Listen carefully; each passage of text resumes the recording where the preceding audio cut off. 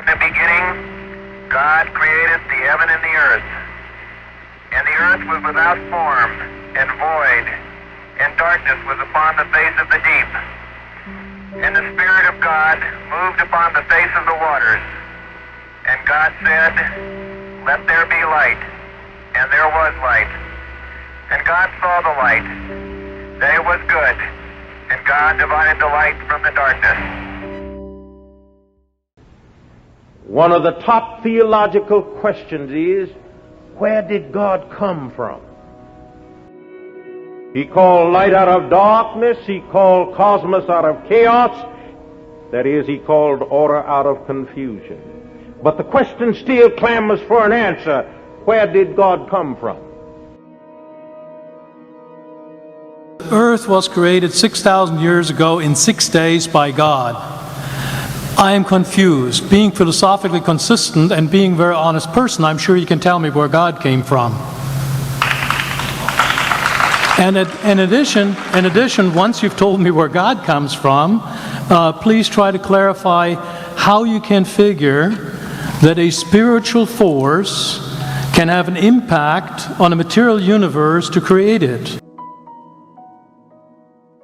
If you believe that God created the universe, then logically you've got to ask the question, who created God? And then you have to ask, who created the God that created the God that created the God that created the God that created God? And so on ad infinitum. Well, let's analyze it for a moment. Who created God? If you ask that question, it shows you've immediately categorized God as created. So you're talking about a created God. This question is extremely interesting because it's an illustration of a question that already rules out the explanation that's most likely to be true. Because the Christian claim is that God wasn't created. Whatever you believe, if you grant that, you can't get something from nothing. Right? You can't get something from nothing. It can't be the case if you accept, as I think everybody does, that this option is ruled out. Once upon a time there was absolutely nothing, and then all of a sudden there was everything, or anything. You can't get anything from nothing. You know, that just goes against all logic.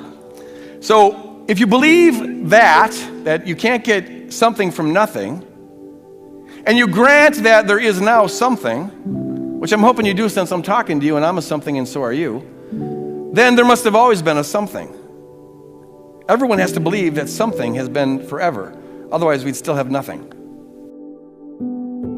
So it's a question of what is the something that has been around forever? Now here's the thing. Everything we know about the physical world tells us that it's not a good candidate for something that has been around forever.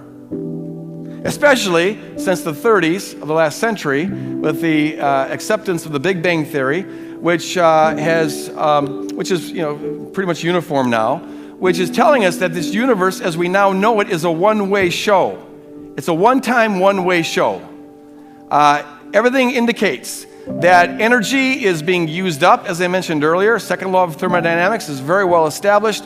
The suns are running out of energy. We now know that the outer rim of the universe, the farther out we go, the faster it's expanding. So the expansion seems to be speeding up, and we have no way of explaining that.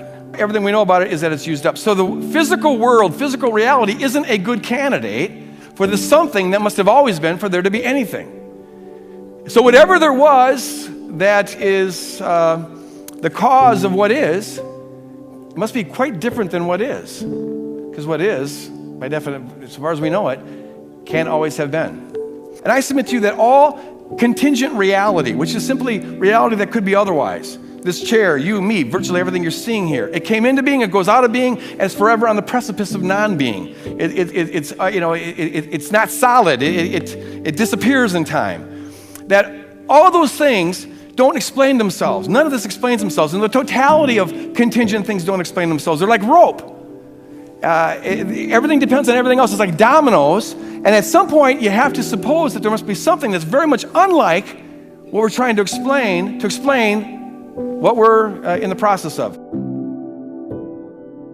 So if God was uncreated, In the beginning was the Word was with God, and the Word was God.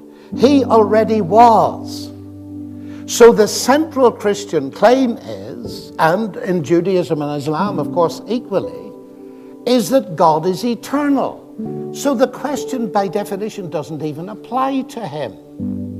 And that's immensely important. The only way you can get anything out of it then, in the negative sense, is to assume that everything is in the category of the created, but that's just begging the original question. And the Greeks were interested in it, and that's why John's Gospel starts with those words. In the beginning, the Word already was, and then it says, all things came to be through him. The Greeks were interested in the question of two categories: the things that came to be, the created things, and the things that already were. And the question resolves down to this: is there a thing or a being that never came to be? And that is the Christian claim, and he's called God. You say that who created God is a legitimate question. I don't think it is, but let me assume now that it is. You believe that the universe created you. So I beg leave now to ask you, using your own question, who created your creator? I was talking to about 1,000 scientists, and a man came up to me afterwards, a physicist, and he said, that was very interesting, all that talk about God, but he said, do you know, I detect you're a Christian.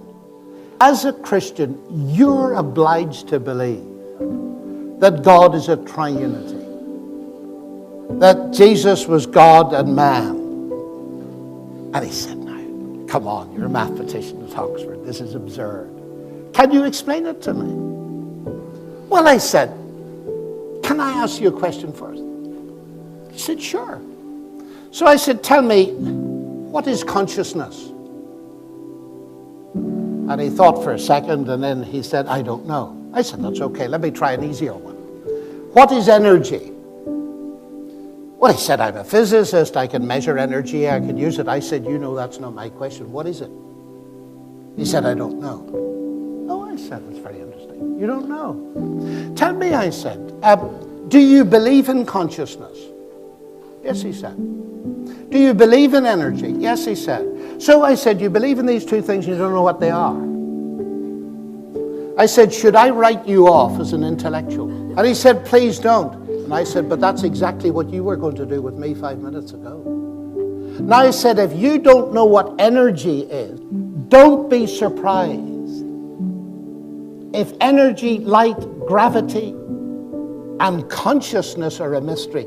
Don't be surprised if you're going to get an element of this in God. You're bound to get it.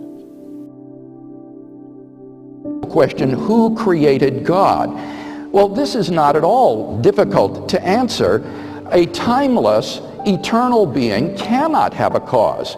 As Keith Ward points out in his book, God, Chance, and Necessity, if one asks what caused God, the answer is that nothing could bring into being a reality which wholly transcends space-time and which is self-existent. To fail to grasp such an idea is to fail to grasp what God is. To exist has a cause. Something cannot come into being out of nothing. But if something is eternal and timeless, then it doesn't fall under that first premise. It doesn't need a cause. Even atheists like Daniel Dennett recognize that if eternal verities exist, like numbers or mathematical objects, they don't need a cause because they never come into being. They don't begin to exist. And the concept of God is the concept of an eternal, self-existent, necessary being, and therefore the answer is simply that God is uncaused. He is self-existent. Our definition of God is the uncreated creator of the universe. So to ask the question, who created the uncreated creator, is kind of like asking, what sound does silence make? Or, do you see what I'm saying? It's a definition of silence that precludes us from asking the question. And that is really what we're doing here when we ask the question, who created the uncreated creator of the universe? Do we as Christians have a problem in grounding our beliefs in a God that is uncreated? Does the atheist have a better answer for this? Well, I'll tell you, as a non-believer, and I was a non-believer until I was 35, I also believed in an uncreated creator. Maybe it was a multiverse generator. Maybe it was some quantum environment in which our universe emerged spontaneously. Regardless of what it was that caused the universe, as an atheist, I would have told you that that thing was uncreated. So it turns out everyone believes there's an uncreated creator. The beginning of the universe. God, spiritual matter, impact on material matter. Okay, so 2 questions. All right. Go ahead. All right, your question, where did God come from, assumes that you're thinking of the wrong, obviously it displays that you're thinking of the wrong God, because the God of the Bible is not affected by time, space, or matter. If he's affected by time, space, or matter, he's not God. Time, space, and matter is what we call a continuum. All of them have to come into existence at the same instant, because if there were matter but no space, where would you put it? If there were matter and space but no time, when would you put it? You cannot have time, space, or matter independently. They have to come into existence simultaneously. The Bible answers that in 10 words. In the beginning, there's time. God created the heaven, there's space, and the earth, there's matter. So you have time, space, matter created, a trinity of trinities there. Just, time is past, present, future. Space has length, width, height. Matter has solid, liquid, gas. You have a trinity of trinities created instantaneously, and the God who created them has to be outside of them. If he's limited by time, he's not God. The guy who created this computer is not in the computer. He's not running around in there changing the numbers on the screen, okay? The God who created this universe is outside of the universe. He's above it, beyond it, in it, through it. He's unaffected by it. So the concept that a spiritual force cannot have any effect on a material body, well then I guess you'd have to explain to me things like emotions and love and hatred and envy and jealousy and rationality. I mean, if your brain is just a random collection of chemicals that form by chance over billions of years, how on earth can you trust your own reasoning processes and the thoughts that you think? Okay, so